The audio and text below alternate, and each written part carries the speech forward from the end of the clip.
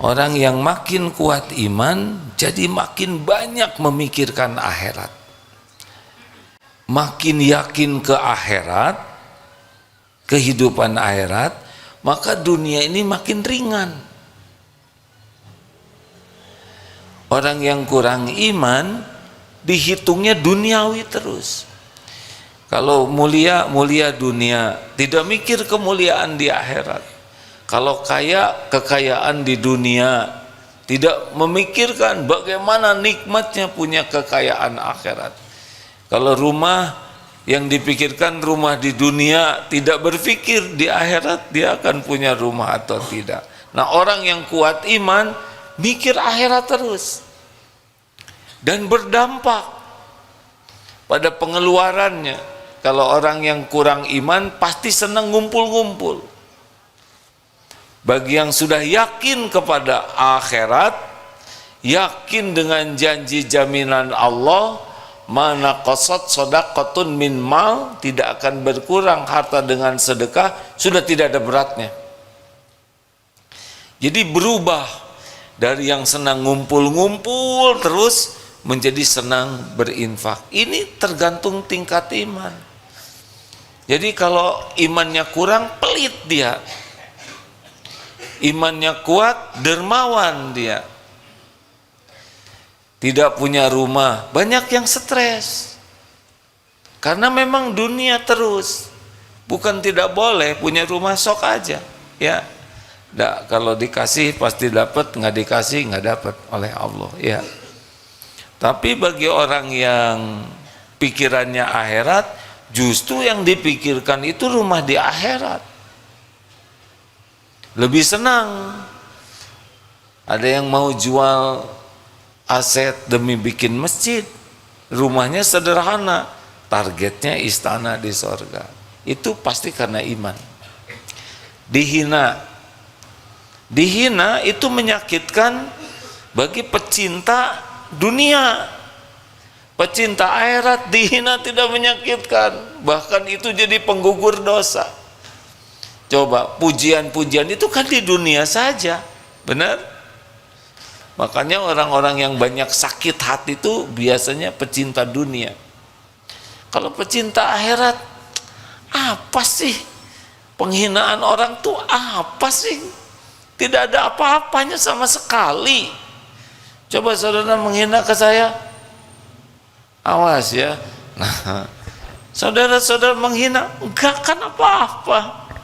Rezeki saya tidak berkurang dengan penghinaan, kemuliaan tidak berkurang, malah jadi penggugur dosa, jadi tambah pahala kalau hitungannya akhirat. Jadi yang banyak-banyak jengkel, sakit hati, kecewa dengan ya tetek bengek duniawi ini karena memang tidak mikir balasan akhirat. Makanya salah satu di antara ciri ikhlas adalah mencari pahala akhirat, dan itu hanya orang yang yakin. Kalau tidak yakin ya dunia saja riweuh. Gini hadirin, ini diulang sedikit ya. Biasa bab rezeki, nggak selesai ini cerita rezeki sebab ini kepikiran bagi sebagian orang. Bagi yang kuat iman, kalau sudah ngomong rezeki itu sudah satu aja yang dia pikir tuh, Allah. Allah yang membagi, Allah yang memiliki, Allah yang membagi sesuka Allah. Kapan waktunya, berapa jumlahnya, lewat siapa, di mana, terpikir, tidak terpikir oleh kita, nggak ada masalah. Kalau Allah mau ngasih rezeki ke kita, nggak harus kepikir. Begitu juga kalau Allah mau ngambil, ya nggak kepikir-pikir, tiba-tiba nggak ada aja motor, ya tidak ada kan yang merencanakan motor kecuri, tidak kepikir-pikir, tiba-tiba ketabrak, nauzubillah, masuk rumah sakit, biayanya mahal. Kalau Allah mau ngambil, sesuka Allah, kapan dikasih, kapan ditahan, kapan diambil, kapan dilapangkan, kapan disempitkan. Itu tidak ada kaitan dengan kita pinter tidak. Suka-suka Allah sepenuhnya. Makanya bagi orang yang yakin kepada dengan iman itu semuanya jadi pahala. Dagang, untung, tidak untung sama. Sama-sama ladang amal. Bagi yang hitungannya pahala. Tapi bagi yang hitungannya dunia, rugi saya hari ini nggak laku, gitu. Rugi aja. Dan ngomong rugi itu nggak pernah senyum. Rugi. Nggak ada yang rugi, hari ini nggak ada. Nggak nyambung. Bagi orang yang kurang iman, ribet sekali masalah dunia ini. Bagi orang yang kuat iman, dikasih syukur, ditahan sabar, diambil ridho, semuanya jadi kebaikan. Gimana besok lusa? Besok lusa sama dengan sekarang dan yang lalu. Samanya apa? Sama-sama yang ngebagikannya adalah Allah. Nih, di Darul Tauhid sedang musim mutasi atau mutilasi ada nih? Musim mutasi. Kenapa pakai deg-degan segala? Biasa ya nggak? Ditaruh jabatan di mana aja terserah Allah. Yang penting jadi amal soleh. Tapi bagi pecinta dunia, aduh takut bonus berkurang, gaji berkurang, takut penghormatan berkurang, karena memang dunia dan itu melelahkan. Bagi yang yakin ke Allah, gak apa-apa, yang penting jadi ibadah. Oh, enak betul. Makanya iman seseorang itu merubah paradigma hidupnya. Apalagi kalau iman seseorang makin kuat, banyak ingat mati. Jadi berkejaran dengan kematian itu, karena tahu mati ini pasti matinya, tapi waktunya tidak tahu. Dan setiap saat 1001 jalan menuju kematian. Apa saudara pikir pulang ke rumah pasti hidup? Berapa banyak yang pulang kantor meninggal? Mau dharma wisata, dadah, bersenang-senang, pakai baju, bawa segala macam. Kemarin 11 tuh. Tidak pernah terbayang mobil akan blong remnya. Apa direncanakan oleh supir? Tidak. Yang punya mobil merencanakan rem blong? Enggak. Tidak ada yang nyangka pertemuan dengan anak itu yang terakhir kalinya. Masih ingat cerita kemarin yang naik motor moge? Tidak terbayang naik moge itu menuju tempat kematiannya.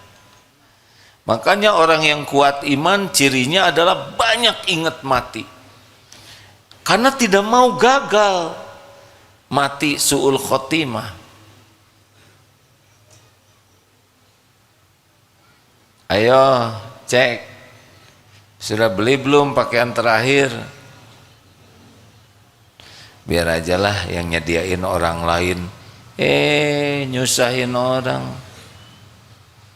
Belilah, tapi saya juga hadiah deng, pakaian terakhir.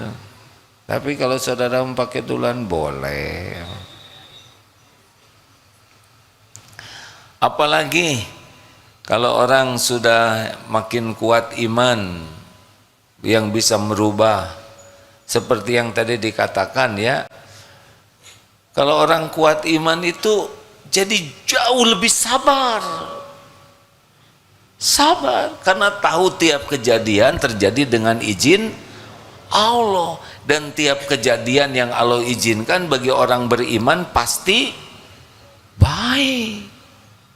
Walaupun tidak cocok menurut keinginan kita, enggak apa-apa, pasti baik kok. Karena yakin Allah maha baik, dan yakin selama ini Allah berbuat baik kepada kita, dan yakin sampai kapanpun Allah maha baik. Dan kita milik Allah. Kalau Allah berbuat sesuatu pasti yang terbaik, walaupun tidak cocok dengan keinginan kita, enggak apa-apa, jalanin saja, udah diukur oleh Allah. Tapi orang yang tidak kuat iman, waduh, ngegarapak, kalau bahasa Sunda tahu ngegarapak itu apa? Menggeruduk.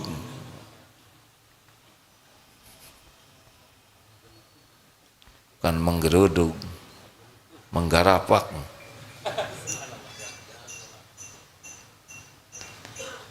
Emang ada kejadian yang terjadi tanpa izin Allah? Tidak ada. Karena enggak yakin ke Allah, jadi enggak yakin kejadian itu izin Allah. Tapi kalau sudah yakin ke Allah, enggak ada sekecil apapun musibah kecuali dengan izin Allah. Kena jarum pentul, izin Allah bukan? Kan? Nggak mungkin, cos nggak mungkin tanpa izin Allah. Semuanya. Kesandung, izin Allah bukan? Keselak, izin Allah bukan? Semuanya. Jadinya orang itu yang yakin ke Allah tuh kalau ada kejadian tuh ridho. Saya milik Allah. Mau diapain saja oleh pemiliknya ya enggak apa-apa. Tapi pemilik diri ini Allah yang maha baik, yang tidak pernah sekejap pun berbuat jelek, dan selama ini pun selalu memberikan yang terbaik. Terima. Orang nyangkanya, wah kamu sabar bener, padahal mah kita yakin ini Allah lagi melakukan yang terbaik buat kita. Gimana kalau nggak cocok dengan keinginan kita? Apalah keinginan kita menafsu, bener? Ngelamar kerja, udah istiqoroh, ditolak.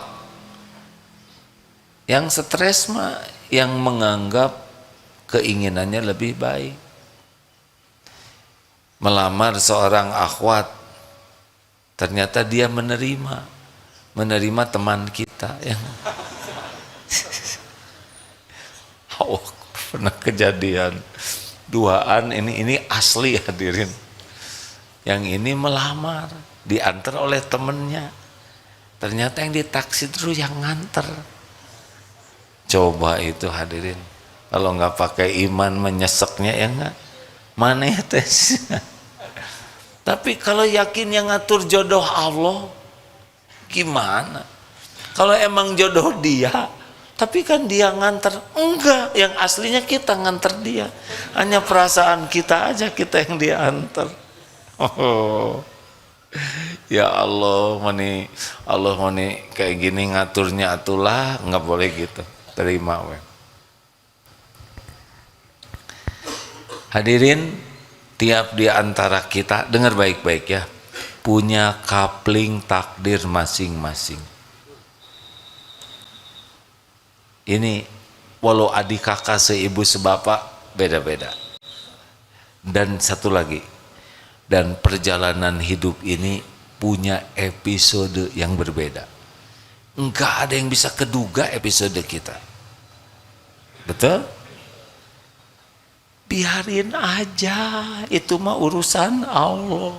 Urusan kita mah belajar dengan niat ikhlas, amalkan dengan niat ikhlas. Yang Allah suka lakukan, yang Allah tidak suka tinggalkan. Nah gitu anteng ya.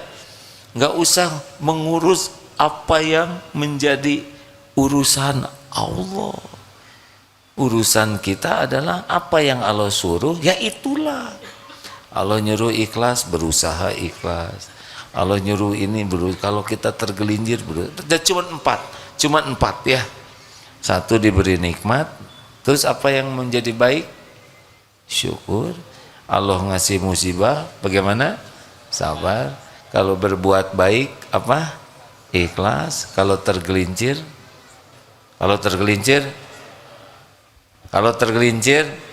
salah, bukan tobat, segera tobat. Enak aja. Keburu mati kan? Kalau udah sakaratul maut, tobat nggak diterima. Gitu dah nggak ribet hidup mah. Ribet mah nafsu. Saya lihat ini wajahnya sudah agak lama di dunia ini kan. Biasa ya kan. Ngalir kejadian teh nggak diduga nih. Saya juga akan ada kalau hidup nih sore nggak keduga. Tadinya mau ada ini ada itu rencana tapi jarang cocok. Kemarin juga hari Rabu katanya menjelang ceramah datang aja setengah jam lebih awal karena mau diajak makan dulu, baru nggak makan. Ternyata makan snack hadirin. Hei, tahu makan ular? Ternyata makanan kecil. Nah nggak apa-apa, ridho hadirin. Mungkin ada yang nanya, jadi gimana sih sekarang prioritas apa gitu hati yang harus penting supaya bahagia? Di antara semua ini mana yang paling prioritas? Yang bisa paling cepat menguatkan iman kita. Oh, orang yang imannya kuat mah anteng. Dalam hidup ini teh anteng. Al-mu'min bagaimana?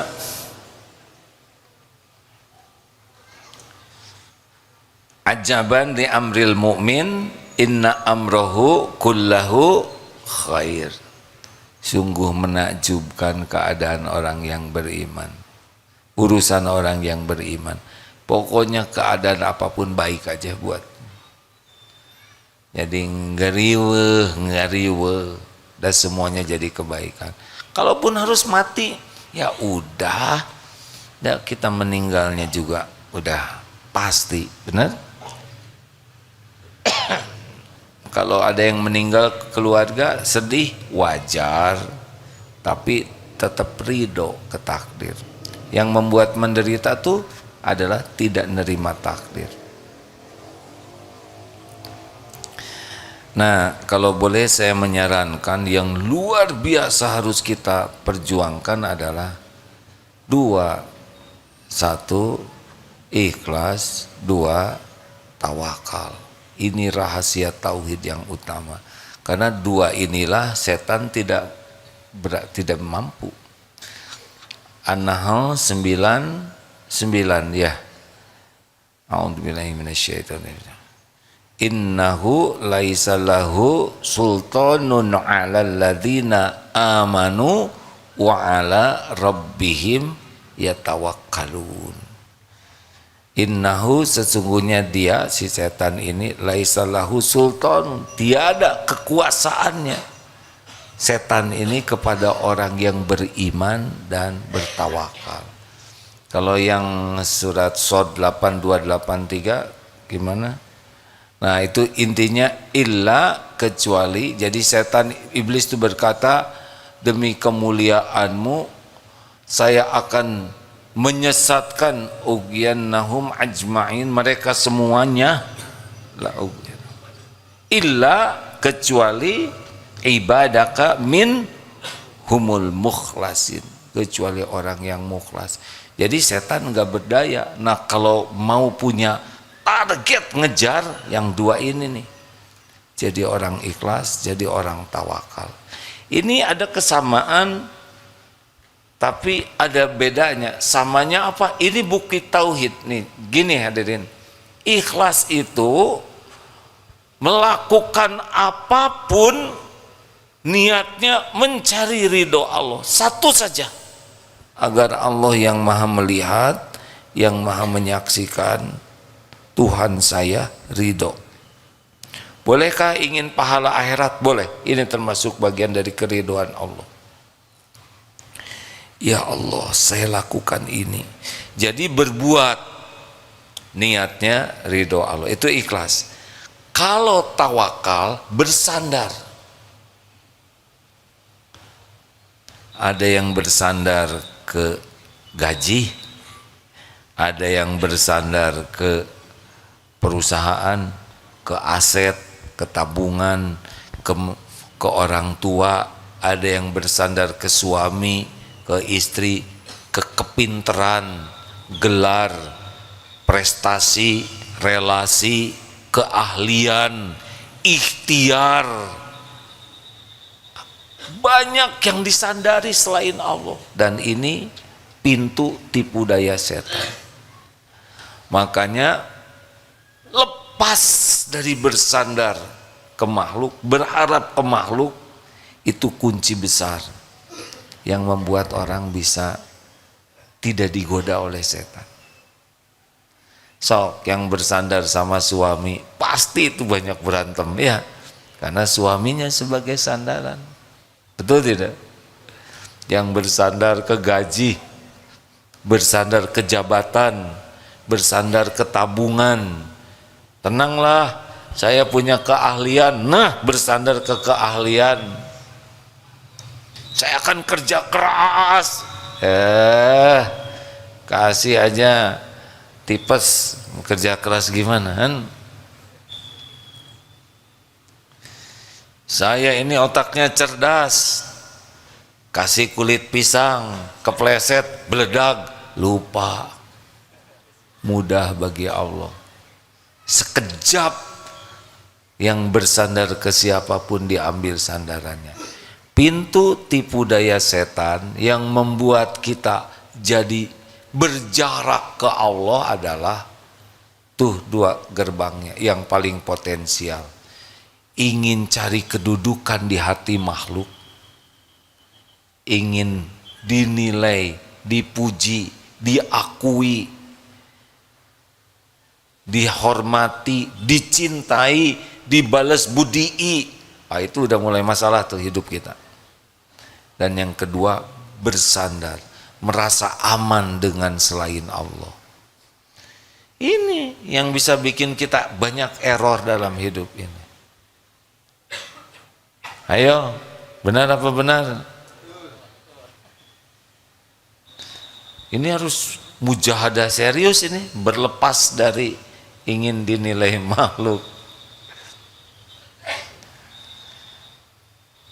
Rambut lelaki ya makin gomplok, tahu gomplok? Makin bagus, itu makin repot ngurusnya, benar? Nyisirnya. Belum lagi kalau mau sujud gitu. Tapi kalau kita buat simple, lebih ringkas, lebih gampang, betul tidak? Bukan berarti saudara harus gundul semua ya, tetapi bukan tidak boleh punya rambut. Pokoknya saudara rambutan itu takdir Allah. Tapi diperbudak rambut tidak. Saya kan pernah muda, ya udah nggak akan saya ceritakan, udah dulu. Menderita, kormod itu menderita. Sok mau rapi silahkan, mau panjang silahkan. Yang penting jangan diperbudak penilaian orang. Enak, betul? Akhwat, saya nggak mau ikut campur dunia perempuan. Akhwat, tetap yang paling centil teh paling nelangsa. Beneran? Bukan tidak boleh punya penampilan rapi, proporsional, tapi jangan rapi demi dinilai orang. Itu yang bikin capek tuh. Demi cari kedudukan, ingin kelihatan lebih putih, lebih mancung, lebih ini, lebih itu, nyiksa eta teh hadirin. Beneran? Menurut saya mah sing urus badan agar Allah suka, karena badan ini milik Allah. Jadi kalau kita diurus badan ini, dirawat, niatnya sebagai ibadah, bukan untuk kelihatan keren dalam pandangan orang. Tenang. Halo? Bolehkah ngecat rambut? Gini ya, kalau nggak tahu jawaban diam, jangan memaksakan. Boleh ngecat rambut? Tergantung. Catnya cat apa dulu? Kalau ngecat rambut pakai cat tembok ya kan, Terus warnanya apa? Boleh-boleh saja ngecat janggut. Yang tidak boleh pakai warna hitam. Tapi udah dicat juga yang tumbuh lagi teh yang asli ya nggak? Masa kita harus ngecat terus-terusan? Tapi kalau mau dicat sok aja, tapi jangan demi penilaian orang. Capek, betul? Mau beli ini, beli itu, jangan demi penilaian orang. Saudara perlu manfaat, beli kalau ada uangnya. Kalau enggak bagaimana? Ya jangan beli. Gampang pisan, aneh. Enggak usah maksa-maksain nyicil demi dianggap oleh orang punya. Mau apa? Enak. Lepas dari cari kedudukan di hati orang, lepas dari ingin dipuji orang, lepas dari ingin diperlakukan spesial oleh orang, silakan rasakan. Anteng hidup ini, ringan hidup ini. Nah, yang kedua, jangan bersandar. Jadi kalau mau berbuat baik, dengar ya, kita sekarang memperbaiki diri, bukan agar diakui kita udah jadi baik. Saya udah berusaha memperbaiki diri, kenapa masih nggak dihargai? Nggak ikhlas. Memperbaiki diri itu ibadah. Orang lain mau mengakui atau tidak, kita jadi berubah, nggak ada masalah, mangga. Mau percaya atau tidak ke abdi, mangga. Mau menghargai, mau tidak menghargai, monggo. Itu mah bukan kapling kita. Kapling kita melakukan agar yang menilai Allah ridho. Selesai, cukup. Nasehatin, misal anak, nasehatin istri, belum tentu mau dengar. Enggak ada masalah. Yang penting nasihatnya dengan niat ibadah, dengan cara terbaik, sudah selesai di sana. Doakan dengan baik. Dah, yang ngerubah kan bukan kita. Benar? Ngasih tahu suami gitu lagi. Ya kalau langsung berubah semua, nggak ada pahalanya ngasih tahu, benar? Misal sekarang ceramah tentang ikhlas, terus semua ikhlas sekaligus. Terus saya gimana? Siapa yang dengar? Berarti itu ikhlas ya kan? Pengen didengar. Udahlah hadirin, dunia ini mah ribet itu kalau berharap dari selain Allah. Karena apa? Karena itu nafsu di sana dan setan mainnya di sana. Lihat aja yang tersinggung, jengkel, udah pastilah ngarep-ngarepnya dari selain Allah.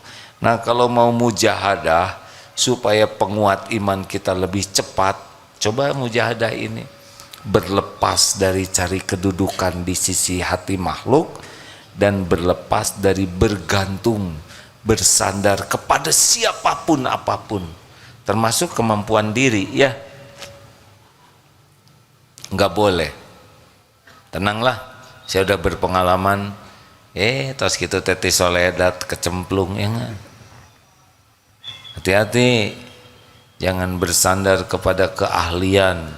Kita harus belajar, berlatih sebagai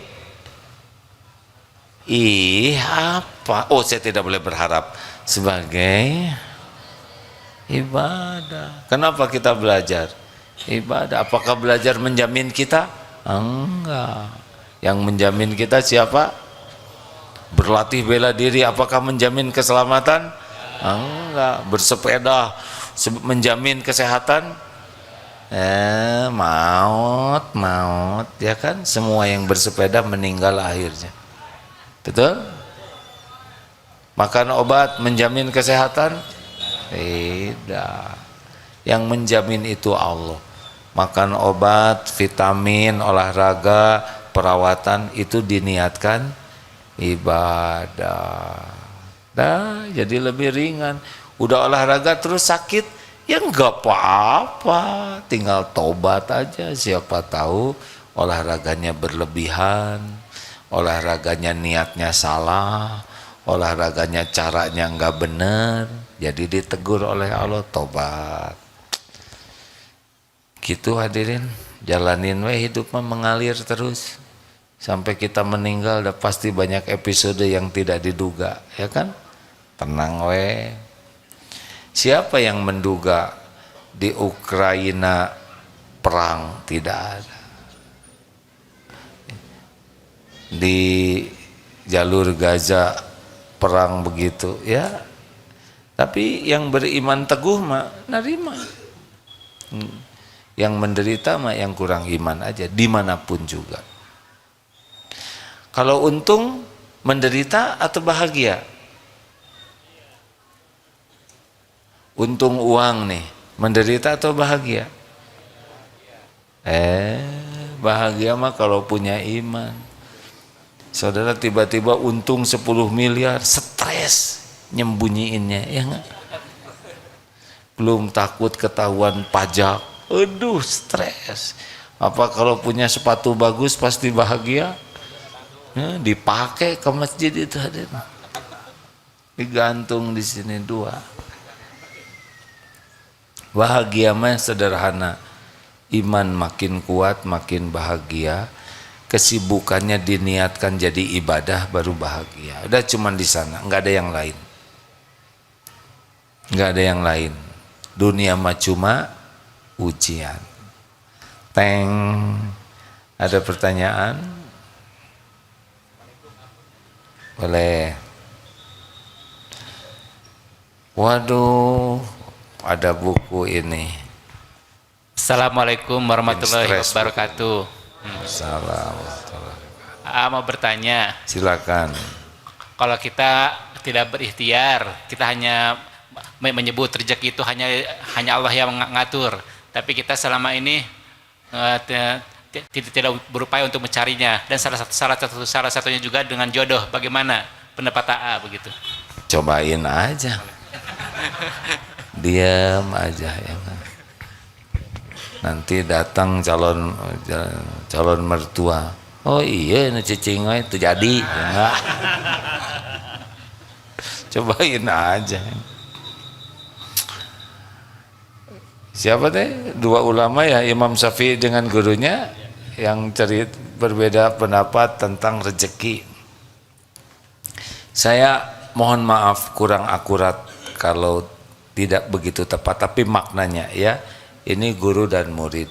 Kata muridnya harus ikhtiar baru ketemu rezeki. Kata gurunya, kalau kita yakin ibadah kita benar, ikhtiar kita dibimbing Allah, rezeki datang. Lalu muridnya ini ada yang minta tolong metik anggur kalau nggak salah. Akhirnya wah ikhtiarlah metikin anggur, dikasihlah hadiah. Oleh nih saudara sudah ngebantuin anggur hadiah. Tuh kan kalau ikhtiar mah dapat anggur. Datanglah ke guru beliau, Syekh, kata saya juga harus ikhtiar. Saya kalau tidak kerja gak ada yang ngasih. Nih hasilnya, coba Syekh nih rasakan. Kasihin aja ke gurunya. Gurunya tuh kan datang sendiri ya kan. Apa yang membedakan? Makomnya. Kalau gurunya ini selain yakin, waktunya banyak dipakai belajar dan ngajar selain untuk ibadah. Jadi tidak ada waktu yang tersia-sia kecuali untuk patuh ke Allah. Walaupun tidak menjurus ke mengejar rezeki, tapi ikhtiarnya adalah dakwah, ngajar, dan ikhlas, tawakal. Ikhtiar lahir batinnya sempurna. Jadi tidak harus menjurus kepada anggur itu. Didatangkanlah anggur. Jadi gurunya ini tidak diam. Kalau diam juga ada dia, misalkan di masjid culang cile, maling ya, malah disangka maling. Dalilnya begini Pak, Dengar, ini dalil orang yang kuat iman ya. Al-mu'minul qawwi khairun wa ahabu ilallah minal mu'mini do'if wa fi kulli khairun. Mukmin yang kuat, di sana maksud kuat itu bukan kuat fisik, kuat imannya, lebih baik dan lebih dicintai Allah daripada mukmin yang lemah. Tapi dua-duanya ada kebaikan karena mukmin. Tapi makin kuat yakinnya, makin baik dalam segala hal dan makin dicintai Allah. Lihat lanjutan dalil ini ya. Ihris ala ma yanfa'uk wasta'in billah wala ta'jaz. Dengar ini dalilnya. Berantusiaslah, bersemangatlah, all out lah, begitu tuh, dengan apa-apa yang bermanfaat bagimu. Oh, belajar manfaat, kerja manfaat, kerja, ikhtiar manfaat, wasta'in billah, dan mintalah tolong kepada Allah. Ini satu paket nih, kayak uang 2 lembar nggak bisa dipisah. Jadi kalau sibuk ikhtiar kurang doa, nggak cocok. Doa terus tidak pakai ikhtiar, padahal dia mampu, namanya malas ya. Wala ta'jaz, janganlah kamu lemah. Tuh perintahnya gitu. Semangat terus. Baru wa in asabaka syai'un fala taqul lau anni fa'altu kana kada wa kada. Dan jika menimpamu sesuatu, jangan berkata seandainya begini saya begitu, nggak boleh. Walakin qul qaddarullah wa ma sya'afal. Ini sudah takdir Allah. Allah berbuat apa yang dikehendaki. Fa innallahu taftahu amalai syaiton. Karena perkataan seandainya pada waktu itu membuka pintu daya setan. Bagaimana kalau sesudah itu terjadi? Ridho, tapi sesudah itu evaluasi. Mau bikin nasi jadi bubur, terima, sambil ikhtiar jadi bubur ayam spesial. Udah itu dievaluasi, apa nih hikmah takdir ini? Oh, kebanyakan air, tolong tambah airnya. Nggak jelas nyuruhnya ke siapa. Teriak tolong tambah airnya, kedengaran oleh suami, ambil tambah. Anak juga dengar, ambil tambah, ya nggak? Jadi bubur ya. Begitu. Mau nyobain, diam aja, sok aja cobain. Kalau jodoh gimana? Jodoh itu wa min ayatihi an khalaqalakum min anfusikum azwaja litaskunu ilaiha wa ja'ala bainakum mawadah warahmah inna fi dzalika la ayatil liqaumi yatafakkarun. Jadi jodoh itu adalah tanda-tanda kebesaran Allah. Enggak selalu terprediksi, betul? Jodoh itu kumaha Allah.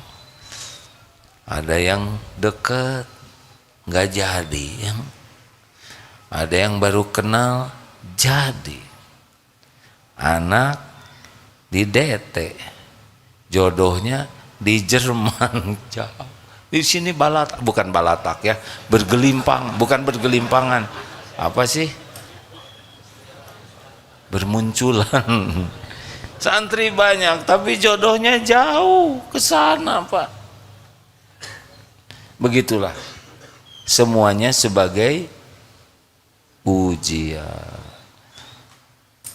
Begitu. Ujian. Saya mengalami banyak ujian. Benar-benar tidak terpikirkan, tapi yakin semuanya akan jadi kebaikan kalau disikapi dengan benar, ya. Jadi gimana Bapak mau jodoh yang mana? Itu tinggal lempar sapu tangan biru ke sana, ya enggak?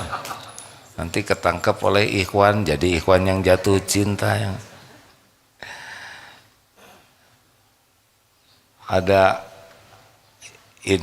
ada seseorang ganteng, rupawan, banyak uangnya, pengusaha restoran, tetep pada yang beli banyak, yang mau sama beliau mau ada, tapi yang jadi nggak ada.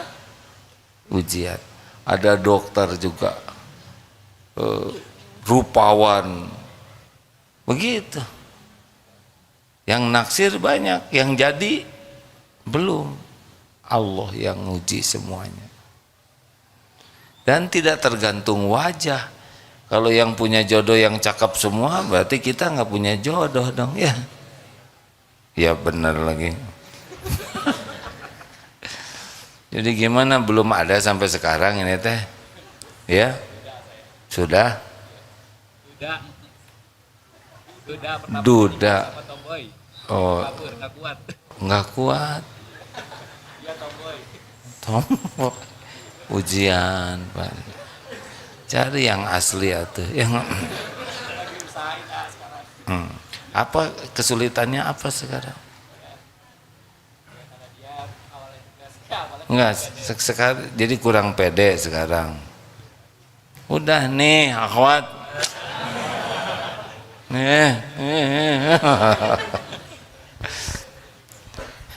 Di Darul Tauhid juga, ampun ini Pak, ikhwan yang nikah belum nikah banyak, akhwat yang tinggal jebet-jebet aja keinginan kiai tanya cik atuh jebet, tapi daya ngejebetinnya siapa? Dari ada jebet-jebet, ini mau sama dia mau muntah, ini gak bagus.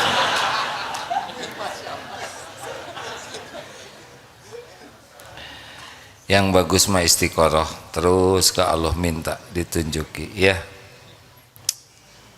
Silakan, ada lagi sing segera dapat Pak, ya. Tapi langkah ke sini sudah tepat insya Allah, ya. Jawaban ini membantu menenteramkan tidak? Kalau enggak ya maksudnya bukan hanya membantu menenteramkan, tapi dengan jodohnya sekaligus. Ya sok. Nanti di jalan atau nyegat di sana. Ya.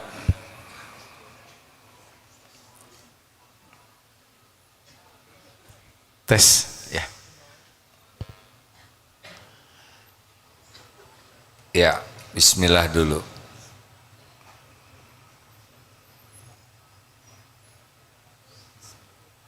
Ya udah, nggak usah ya. Harus pakai mikrofon kan. Bismillahirrahmanirrahim. Di awal AA menyampaikan rasanya semangat profesional itu, kemudian kesungguhan, terampil itu kurang dikedepankan. Maksudnya lebih ke tawakal, Allah, takdir, qadarullah gitu ya. Nah ini khawatirnya mungkin juga di kesempatan di radio juga ya. Jadi gimana Allah aja. Yang dikhawatirkan nanti etos kerja, semangat, kedisiplinan. Mungkin kalau di lingkungan DT mah udah gitu. Cuman ini ketika kami diskusi juga di kantor, lebih ke pasrahnya gitu. Cuman mungkin hanya sebagai masukan. Alangkah indahnya ketika yang didorong itu sebuah kesungguhan, disiplin, tepat waktu, sehingga layaklah kita ini mendapat takdir baik. Itu aja barangkali ya masukan. Syukran. Terima kasih masukannya ya. Nuhun jazakallah. Ingin ngebela diri ya. Lihat di Darul Tauhid kayak. Tapi saya tidak mau membela diri.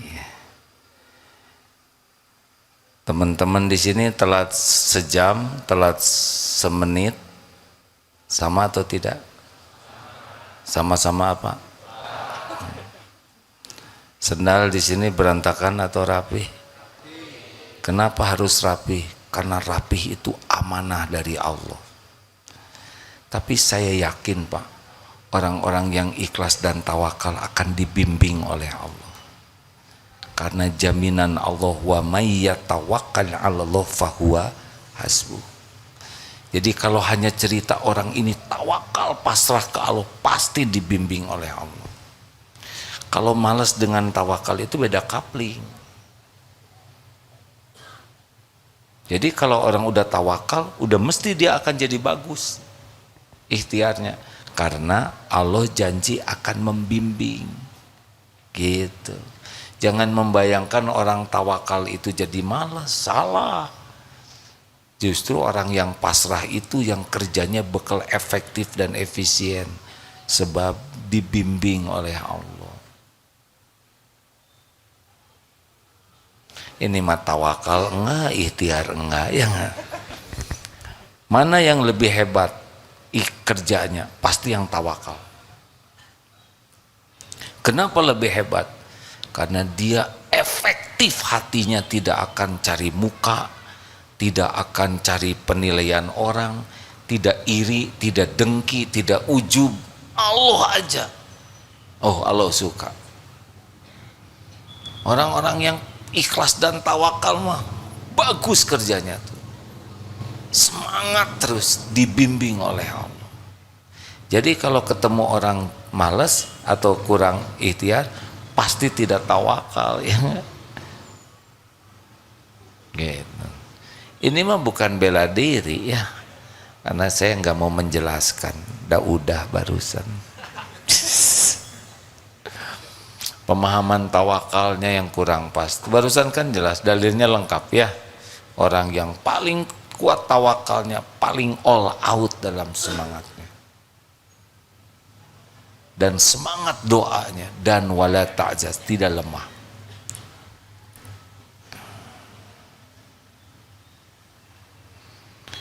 Gimana di DT? Han? Stres enggak nih? Hah? Stres enggak di Darut Tauhid? Stres lah, karena pemimpinnya sangat semangat, ya kan? Baru juga belajar ini, harus belajar itu lagi, ya enggak? Baru juga kursus ini, harus kursus itu. Ya, karena tiap detiknya itu akan dipertanggungjawabkan. Enggak ada buat leha-leha sia-sia. Kalaupun mau leha-leha istirahat fisiknya, tapi hatinya tidak pernah lalai, sibuk zikrullah. Terima kasih karena baru sudah berani memberi masukan, hadiahnya pemberani. Perasaan udah pernah dikasih ya? Belum? Oh, kalau gitu terima kasih ya. Ini dalam mencari jodoh, ya. Ini membangun kepercayaan calon, ya. Tambah ini supaya beranilah, ya, membiar. Tambah ini soalnya. Oh, ini punya.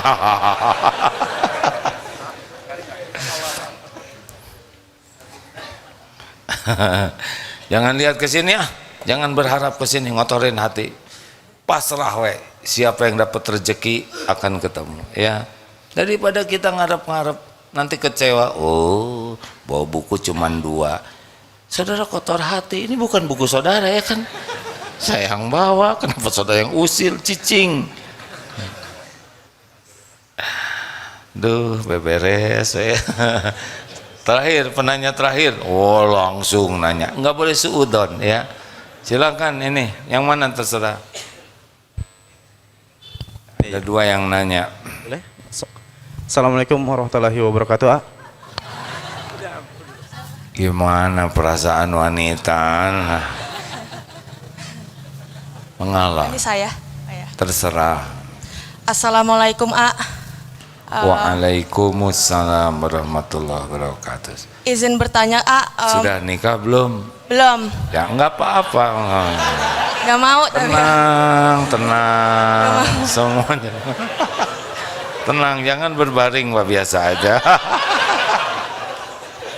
Astagfirullah, ampun ya Allah. Pengen bertanya. Jadi tuh akhir-akhir ini saya itu merasa pesimis dan tidak percaya diri sih. Karena saya ngerasa untuk mengejar surga itu rasanya susah sekali gitu ujiannya. Saya merasa tidak bisa mendapatkan surga yang terbaik, bahkan surga kelas ekonomi sekalipun gitu A. Jadi gimana ya cara menambah rasa percaya diri kalau saya itu bisa mendapatkan itu gitu. Karena sangat berat sekali sih semenjak saya nyantri di Deki sih. Terima kasih. Kenapa jadi ribet begini? Ana inda dhanni abdi bi, aku sesuai dengan prasangka hambaku. Kalau mau nyangka berat ya berat. Masa Allah nyusah-nyusahin kita? Perintahnya juga sederhana, belajar lalu amalkan. Cuman segitu.